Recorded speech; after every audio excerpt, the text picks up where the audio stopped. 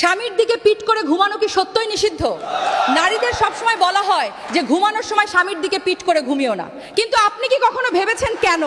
কোনো কুসংস্কার নয় বা শুধু কোনো প্রথা নয়, এর পেছনে মেডিকেল সায়েন্স এবং ইমোশনাল সত্য লুকিয়ে আছে। যখন স্বামী স্ত্রী একই বিছানায় মুখোমুখি হয়ে ঘুমায় বা হালকা করে একে অপরকে জড়িয়ে ধরে ঘুমায়, তখন শুধু ঘুমই আসে না, তখন সম্পর্কের বাঁধন আরো মজবুত হয়।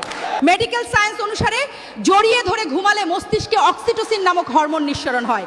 এই হরমোনকে ভালোবাসা এবং প্রেম মহব্বত বাড়ানোর হরমোন বলা হয়। এই হরমোন টেনশন কমায়, মনে শান্তি দেয় এবং স্বামী স্ত্রীর মাঝে না বলেও একে অপরকে অনুভব করার শক্তি দেয়। খেয়াল করে দেখবেন, আল্লাহ নারীদের শরীরটা পুরুষের তুলনায় কিছুটা শীতল করে বানিয়েছেন, আর পুরুষের শরীরে দিয়েছেন উষ্ণতা। জানেন কেন?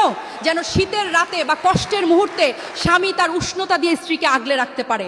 এটা শুধু দুইটি শরীরের মিলনই নয়, এটা হলো আল্লাহ পাকের কোরআনে বলা ইন্নাল্লাহ গফুরুর রহিম, অর্থাৎ তোমরা একে অপরের পোশাক, সেই আয়াতের বাস্তব রূপ। সুবহানাল্লাহ।